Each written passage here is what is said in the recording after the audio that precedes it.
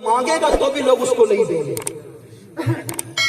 اسی لیے نذرانے میں اور بھیک میں فرق یہ ہے کہ بھیک مانگ کے لی جاتی ہے، بھیک مانگ کے لی جاتی ہے، اور نذرانہ بن مانگے ملتا ہے تو انکار نہیں کیا جاتا. دونوں میں فرق یہ ہے. تو اب آپ کتنا بھی مانگ کر کے لیں یہ بھیک ہی ہے. اس لیے ہمارے یہاں بھیک کا تصور نہیں ہے، اس لیے کہ ہم بھکاریوں کی جماعت میں پیدا نہیں ہوئے. ہمارے یہاں نظر کا تصور ہے، اور نظر جو ہے صاحب نظر کو پیش کیا جاتا ہے. ایک بار درود شریف پڑھنے کے لیے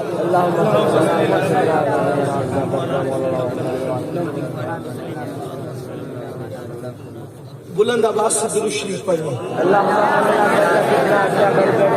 رب محمد صلی اللہ علیہ وسلم نحن عباد محمد صلی اللہ علیہ وسلم صلاۃ و سلام علیک یا رسول اللہ.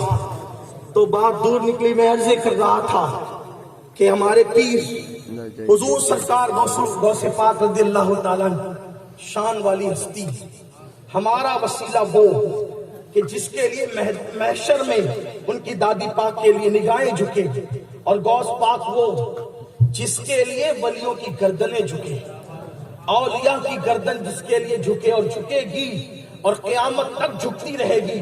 اور جو ولی ہے وہ گردن جھکاتے رہیں گے. مجھے وقت کا خیال، محفل کا خیال، ماحول کا خیال، صرف میں نے آج آپ کے سامنے دو باتیں پیش کرنا، اور اگر اجازت دیں گے آپ تو تیسری بات پیغام کے طور پہ پیش کر کے گفتگو ختم کرنا ہے. آپ سے آج اتنا ہی کہنا ہے، اپنی نسبتیں اپنے بزرگوں سے جوڑو، اپنی نسبتیں اپنے بزرگوں سے مضبوط کرو. جڑ جاؤ غوث اعظم سے، جڑ جاؤ غریب نواز سے، جڑ جاؤ مخدوم سمنا سے، جڑ جاؤ محبوب الہی سے، جڑ جاؤ شاہ برکت اللہ سے. یہ اللہ کے دوست لوگ ہیں، یہ اللہ کے اولیاء ہیں. جو ان سے جڑ جاتا ہے، جو ان سے جڑ جاتا ہے تو پھر اس کا تعلق اللہ سے جڑ جاتا ہے. وہ اللہ کے دوستوں میں انڈائریکٹ شامل ہو جاتا ہے. مثال کے طور پر ایک بات بتاؤں، کوئی بہت بڑا آدمی ہو، کوئی بہت بڑا انسان ہو، اور اس سے دوستی کرنا آسان نہ ہو، مشکل ہو، اور اس کے دروازے پہ چکر لگانے کے لیے جائیں تو دروازہ کھلا ہوا ہی نہیں ملتا، یا ملتا ہے تو دربان بیٹھے ہوتے ہیں، پہرے لگے ہوتے ہیں، آپ نہیں مل سکتے. یہاں تو یہ شرط ہے، یہ شرط ہے، یہ شرط ہے. تو اس کے بعد ہوتا کیا ہے، آدمی اگر ہوشیار ہو تو یہ سوچے یار بہت بڑا آدمی ہے، اس سے جو وہ دوستی آسان نہیں ہے، اتنے پاپڑ بیلنے پڑیں گے کہ ہم نہیں بیل سکتے. تو آدمی ہوشیار کرتا کیا ہے، اس کے کسی دوستوں کو ڈھونڈتا ہے جو اس کی دوستی کا اہم تھا، لیکن اس سے یہ دوستی کر لیتا ہے. تو اس کے ہاتھ میں جب اس کا ہاتھ چلا جاتا ہے، اس کے دوست کے ہاتھ میں دوستی کا ہاتھ چلا جاتا ہے، تو اس سے خود بخود تعلقات ہو جاتے ہیں. یہ نہیں جا سکتا، لیکن وہ تو بار بار آتا جاتا ہے نا. تو پھر وہ کہتا ہے یار وہ جو میرا پڑوسی نا بہت اچھا آدمی ہے، ایک بار ذرا اس کو ملنے کا موقع دے، آپ کو مزہ آئے گا. وہ خود ہی ابھارتا رہتا ہے، حالانکہ اس کی حیثیت کوئی نہیں، لیکن وہ وہاں ماحول بناتا ہے. اور ایک دن ایسا آتا ہے کہ اس بڑے آدمی سے اس کے ذریعے سے رسائی ہو جاتی ہے، بلا تمثیل، بلا تمثیل، بلا تمثیل، ملانے کے لیے نہیں، صرف سمجھانے کے لیے.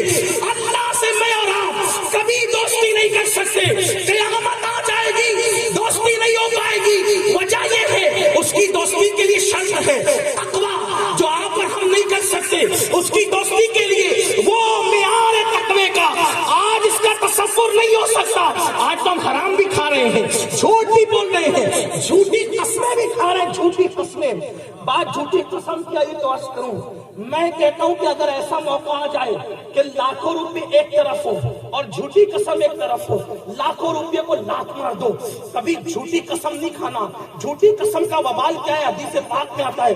اللہ کے رسول علیہ السلام نے حضرت ابو ہریرہ سے کہا، میری بہنوں کی بھی خاص توجہ، ایک دن میں 50 مرتبہ جھوٹی قسمیں کھانے والوں انجام کیا ہے جھوٹی قسم کا.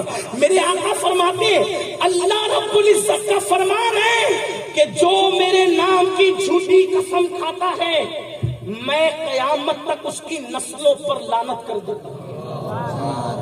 ایک جھوٹی قسم کی نحوست اور لعنت पूरी नस्ल पर आप कब्र में चले जाएंगे, झूठी कसम खा के आपकी मसले क़यामत तक भुगतती रहेगी। ये है झूठी कसम का वबाल। अंदाजा तो करें, अपने बच्चों के मफाद के लिए 2 रुपए की खातिर तिजारत की मंडी में झूठ बोलने वालों, 10 रुपए की खातिर ईमान का सौदा करने वालों, कभी सोचा जिन अपने बच्चों की तरक्की के लिए मैं झूठी कसम खा रहा हूँ, इस पर लानत होगी तो ये कहीं के नहीं रहेंगे। दौलत इनके पास होगी लेकिन अल्लाह की रहमत न मिल सकेगी, माल इनके पास होगा अल्लाह की रहमत नहीं मिल सकेगी। इसलिए झूठी कसम कभी मत खाना, बड़े से बड़ा नुकसान उठा लेना, लेकिन कभी झूठी कसम नहीं खाना। झूठी कसम का वबाल बहुत बुरा है, लेकिन मेरा उम्मान चूंकि वो नहीं है, इसलिए मैं अर्ज़ करना चाहता हूँ मेरे आका सल्लल्लाहु अलैहि वसल्लम के दीवानों, अल्लाह की दोस्ती के लिए तकवा जरूरी है और तकवा किस अंदाज का होना चाहिए। अल्लाह अल्लाह, हजरत इमाम अहमद इब्न हंबल को पता चला कि बगदाद में बकरी चोरी हो गई, तो पूछा कि भाई ये बकरी की जिंदगी कितनी होती है? लोगों ने बताया उतने साल। तो कभी बकरी का गोश्त नहीं खाया उतने साल तक कि कहीं वो चोरी की बकरी किसी कसाई के हाथ बेच दी गई हो और धोखे से मेरे हलक के नीचे वो ना उतर जाए। ये है तकवा। अल्लाह अकबर। कभी गवर्नमेंट की, बादशाह की मिसाल की रोशनी में अपना लिबास कभी नहीं सिया, ये है तकवा। अल्लाह अकबर।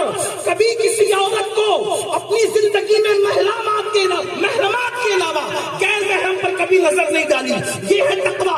40 साल तक हर दिन इशा का वुजू होता था और उसी से फजर की नमाज होती थी। इसी तरह 40 साल गुजरे हैं, ये है तकवा। 15 साल तक के एक पैर पे खड़े होकर पूरा कुरान खत्म किया है, ये है तकवा। अल्लाह अकबर। 40 दिरहम खर्च दिए हैं लेकिन कभी माँ की नाफरमानी नहीं की, ये है तकवा। एक सेब की तलाफी के लिए बरसों तक किसी के बाप को पानी दिया है, ये है तकवा। अल्लाह अकबर। और एक सेब की माफी के बस में लंगड़ी, लूली, अंधी, बैरी, गूंगी दुल्हन को अपने निकाह में कबूल किया है, ये है तकवा। तकवा के बारे में क्या क्या बताऊं, इतना समझ लो। हमारी रिसाई वहां तक नहीं है, ये है तकवा। तो अब हम तो वली बन नहीं सकते। अगर आपको बुरा लगे तो थोड़ा माफ कर देना, अरे यार हम तो वली हैं, ठीक है आप बनते रहे। हाँ, वली की शान ये मेरे अजीज, वली की शान ये, जिंदगी में कभी लोगों ने उसको कभी खिलखिला के हंसते नहीं देखा। जो बेटों की शादियों में डीजे बजाए और उन डीजों की महफिलों में बड़ी बड़ी गाड़ियां लेके जो बैठे रहे, वो भी वली हो सकते हैं। ये मुश्किल है हमारे लिए। नहीं भाई हमारे फुला तो फिर वली है, तो आप मानिए विलायत देना अगर अल्लाह की कुदरत में है और गौस पाक के इख्तियार में वली बनाना, तो आपने ये इख्तियार कब से ले लिया है? जिसको गवर्नमेंट की यूनिवर्सिटी डॉक्टर की डिग्री न दे, क्या आप उसको डॉक्टर कह सकते हैं? यूनिवर्सिटी जिसको इंजीनियर की डिग्री न दे, आप उसको इंजीनियर कह सकते हैं? दारुल जिसको आलिम की डिग्री न दे, आप उसको अल्लामा मौलाना कह सकते? नहीं कह सकते ना। तो फिर आपकी विलायत की डिग्री खुद से कैसे बांट लें?